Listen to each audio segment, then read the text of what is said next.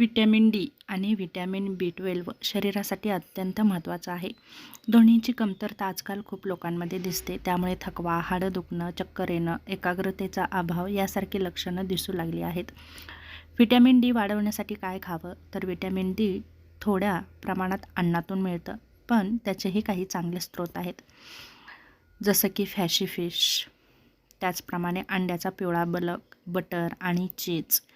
त्याचप्रमाणे दुधामधूनही थोडंफार मिळू शकतं, जे फर्टिफाईड दूध असतं. त्याचप्रमाणे मशरूम. सवयी काय ठेवाव्यात? तर रोज 15 ते 30 मिनिटे तुम्ही सूर्यप्रकाशामध्ये बसा. हात, पाय आणि चेहरा उघडा ठेवा. नियमित चाला, हलका व्यायाम करा. दुसरं महत्त्वाचं म्हणजे व्हिटॅमिन B12 वाढवण्यासाठी काय खावं? तर व्हिटॅमिन B12 मुख्यतः प्राणीजन्य पदार्थांमध्ये असतं, जसं की मांस, मासे, अंडी, दूध आणि दुग्धजन्य पदार्थ. त्याचप्रमाणे दही, चीज यामध्ये असतं.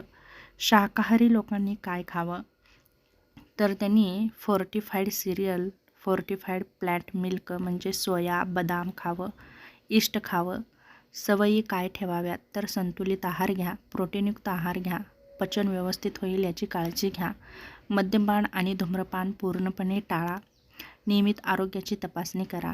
महत्त्वाचं म्हणजे आपल्या शरीरामध्ये व्हिटॅमिन B12 आणि व्हिटॅमिन डीची पातळी कशी आहे यासाठी डॉक्टरांचा सल्ला नक्कीच घ्या. त्याचप्रमाणे डॉक्टर तुम्हाला काही इंजेक्शनही देतात. स्वतःहून कोणताही डोस घेऊ नका. महत्त्वाचं म्हणजे सकाळी सूर्यप्रकाश घ्या, हलका व्यायाम करा, नाश्त्यामध्ये दूध, अंडी ठेवा, दुपारचं जेवण प्रोटीनयुक्त घ्या, संध्याकाळी हलकासा व्यायाम करा, चाला.